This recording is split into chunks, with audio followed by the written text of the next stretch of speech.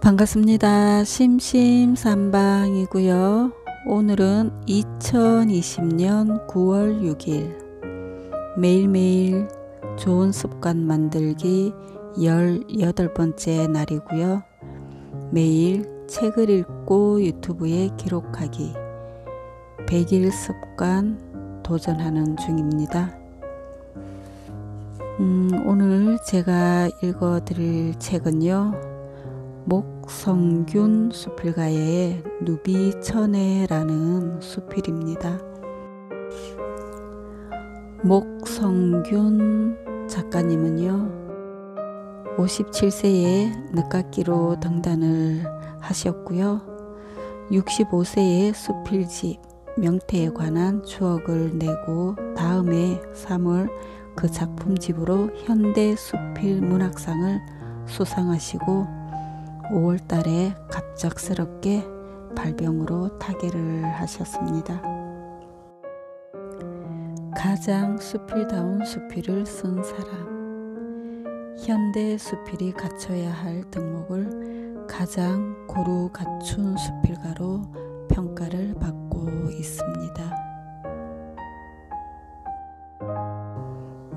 저는 이 누비천해라는 수필을 한 10년 전에 저의 고등학교 은사님이기도 한 문영 선생님으로부터 이렇게 문예 창작반에서 이렇게 공부를 하면서 알게 되었는데요. 그때 많이 이렇게 감명을 받고 목성균 수필가의 전집을 사서 읽었던 그런 기억이 있습니다. 지금 여기 목성균 수필 전집에는요 101개의 수필이 다 이렇게 총망라가 되어 있는데요, 나중에 기회가 되신다면 한번 꼭 사서 읽어보시기를 권해드립니다. 오늘은 그 중에 제가 25쪽에 있는 누비천해라는 수필을 읽도록 하겠습니다.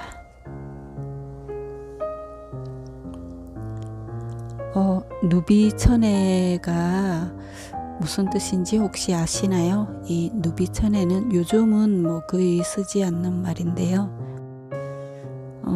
이 천해라는 말이 포대기라는 말입니다.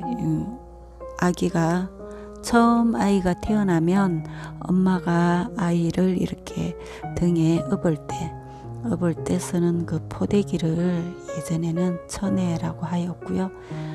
누빈 포대기라고 하는 거죠. 그것을 누비천해라고 합니다.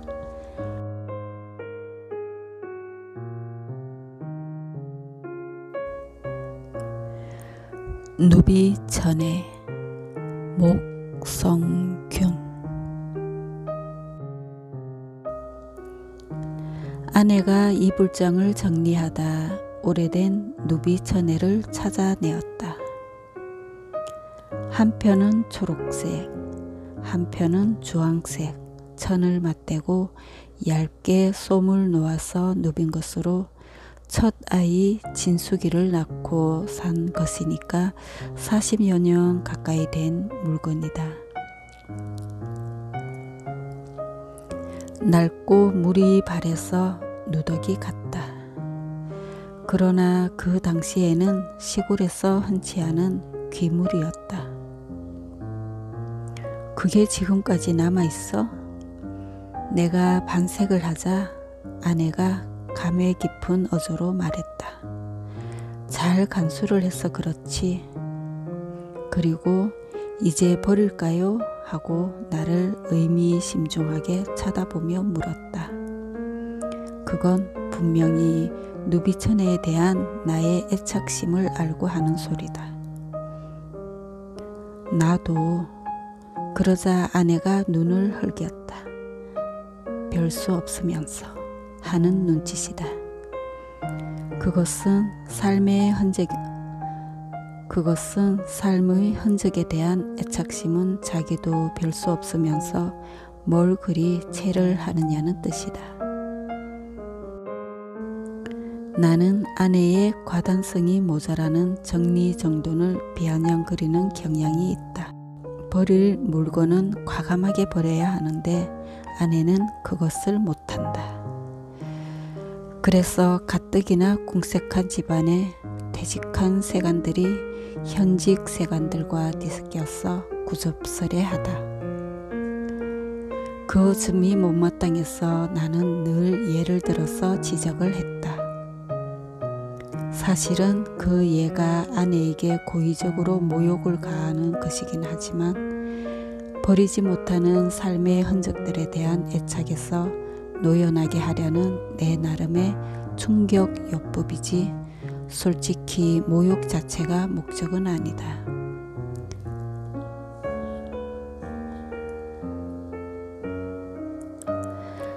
장터 글이 박중사의 미치광이 마누라는 늘 일본 옥상 오비처럼 허리에 보따리를 두르고 다니는데 그걸 풀면 온갖 잡동사니가 다 들었어. 이 빠진 얼레빗부터 빈 동동구리무 가격 이르기까지 없는 게 없대. 자기 세간 모아두는 건 흡사 박중사 마누라 잡동사니 주워 모으는 버릇 같다. 그런 식이다. 그러나 아내는 모욕을 느꼈는지 안 느꼈는지 오히려 역습으로 내게 모욕을 가하는 것이다. 남자가 박중사 미친 마누라처럼 중중거리지 좀 말아요. 채신머리 없기시리. 박중사의 미친 마누라는 늘 허리에 예의 보따리를 두르고 머리에는 들꽃을 꽂고 길거리를 중얼거리면서 다녔다. 내가 박중사 미친 마누라 허리에 두른 보따리로 장군하면 아내는 침 흘리듯이 중얼거리는 미친 짓을 가지고 멍군했다. 매사에 내가 부른 장군은 아내의 멍군에 당했다. 아내가 들고 버릴까요 하는 누비 포대기는 내 인생의 사적인 물건이다. 아내가 그 천의 포대기를 들고 버릴까요 하고 묻는 것은 내 비아냥에 대한 잠재적인 감정의 표출이다. 아내가 첫애 진숙이를 낳고 100일이 지나도록 나는 아기를 보지 못했다. 서울에서 인쇄업을 하고 있었는데 자리를 못 잡고 허둥지둥 승산 없는 분발을 계속하고 있었다. 사업 수완이 모자라는 때문이었다. 이미 자갈론 한두 락쯤 개눈 감추듯 해먹고 이업을 할 건지 말 건지 망설이는 중이었다. 아내의 상고를 치하하러 집에 갈 형편이 아님에도 불구하고 추석 밑에 아버님의 준엄한 하서가 당도했다. 인두껍을 쓰고 그럴 수가 있느냐고 힐쩍하신 연후에 제 식구가 난 제 새끼를 100일이 넘도록 보지 않는 무심한 위인은 이 세상 천지에 너 말고는 없을 것이라고 명이 침 놓듯 내 아픈 전곡을 찌르시고 만일 이번 추석에도 집에 오지 않으면 내 너를 자식으로 여기지 않을 것이라는 단호한 당신의 마음을 천명하셨다. 그 준엄한 하서에 동봉된 소액한 한 장과 말미의 추신이 마침내 불민한 자식을 울렸다. 추신은 추석에 올 때 시골 서는 귀한 물건이니 어린애의 누빈천에 포대기를 사오라는 당부 말씀이었다. 소액화는 누비천의 값이었다. 그러면 내 식구가 좋아할 거라는 말씀은 안 하셨지만 사족을 생략하신 것일 뿐 그 말이 그 말이다. 아버지는 객지의 자식이 제 새끼를 보러 오지 못하는 실정을 아시고 궁여지책을 쓰신 것이다. 지금도 나는 아버지가 나를 사랑하셨다고는 생각하지 않지만 그러나 믿을 도리밖에 없는 맏자식이니 아버지도 늘 내게 연민 정도는 느꼈었을 것이라고 생각한다.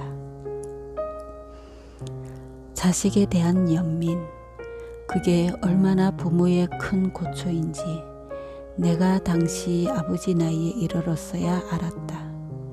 오죽하면 소액환을 동봉하셨을까. 그 소액환은 돈이라기보다 슬하의 자식을 불러앉히는 아버지의 소환장이나 마찬가지다. 용렬하기 그지없는 자식에게 아비 노릇, 남편 노릇 하는 방법까지 일일이 일러주어야 하는 아버지의 높아심을 생각하니까 불효자는 웁니다 하는 유행가처럼 서러웠다. 추석을 쇠고 우리는 아버지의 명에 의해서 근친을 갔다. 강원도 산골 귀래장터에 도착했을 때 이미 한가위를 지낸 달이 청산 위에 둥실 떴다. 그때부터 십리가 넘는 시골길을 걸어가야 한다. 아내는 애를 업고 나는 술병과 고기 도건을 들고 걷기 시작했다. 아내 옆에 서서 말없이 걸었다. 달빛에 젖어 홍곤하게 잠든 가을 들녘을 가르는 냇물을 따라서 우리도 냇물처럼 이심전심으로 흐르듯 걸어가는데 돌연 아내 등에 엎인 어린 것이 펄쩍펄쩍 뛰면서 키득키득 소리를 내고 웃었다. 어린 것이 뭐가 그리 기쁠까? 달을 보고 웃는 것일까? 아비를 보고 웃는 것일까? 달빛을 담뿍 받고 방긋방긋 웃는 제 새끼를 업은 여자와의 동행. 나는 행복이 무엇인지 그때 처음 구체적으로 알았다. 아버지는 푸른 달빛에 흠뻑 젖어 아기 업은 제 아내를 데리고 밤길을 가는 인생 노정에 나를 주연으로 출연시키신 것이다. 임마, 동반자랑 그런 거야. 하는 의미를 일깨워준 아버지는 탁월한 인생 연출자였다. 천의 포대기가 그 연출의 소도구인 셈이었다. 그때 그 천의 포대기 아버지께서 사오라고 돈을 붙여주셔서 사온 거야. 내가 이실직고를 하자 아내가 알아요 했다. 그러고 말하기를 추석 대목 밑에 어머니가 아기 천의 포대기 사기에 돈을 달라고 하자 아버지가 묵묵부답이셨다는 것이다. 며느리를 친정에 보내려면 애를 업고 갈 포대기가 있어야 하잖아요 하고 성미를 부리자 아버지가 맞받아서 애 아비가 어련히 사올까 하시며 역정을 내셨다고 한다. 아내는 그때 시아버지께서 무심한 신랑과 친정을 보내주실 모종의 조치를 꾸미고 계시다는 것을 눈치채고 가슴을 두근거렸다고 한다. 교교한 달빛 아래 냇물도 흐름을 멈추고 잠든 것 같았다. 나는 기억이 안 나는데 그때 내가 아내의 손을 잡았던 모양이다. 그때 내 손을 꼭 잡던 자기 얼굴을 달빛에 보니 깎아놓은 밤 같았어. 아내가 누비처내를 썰어보며 꿈꾸듯이 말했다. 참 오랜만에 들어보는 아내의 칭찬이었다. 아마 그때 내게 손을 잡힌 걸 의미 깊게 받아들였던 모양이다. 어찌 보면 두 남녀가 이루어가는 우리라는 단위의 인생은 단순한 연출의 누적에 의해서 결산되는 것인지 모른다. 약간의 용기와 성의만 있으면 가능한 연출을 우리들은 못하든지 안 한다. 구닥다리 세간에 대한 아내의 애착심은 그것들이 우리의 인생을 연출한 소도구이기 때문이다. 이제 아내의 애착심을 존중해야지. 누비처내를 보면서 생각했다.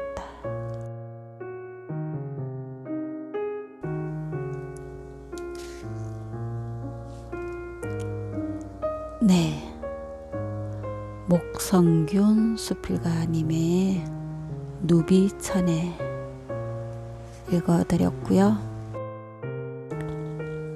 네, 오늘은 조금 더 여운을 느끼고 싶어서 지금 깊은 밤 밖에는 빗소리 들리는데요.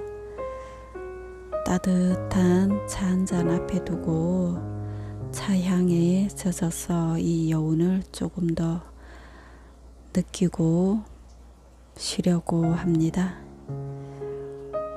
오늘도 하루 마무리 잘 하시고요. 편안히 쉼하시고요. 내일 또 뵙도록 하겠습니다. 감사합니다. 사랑합니다.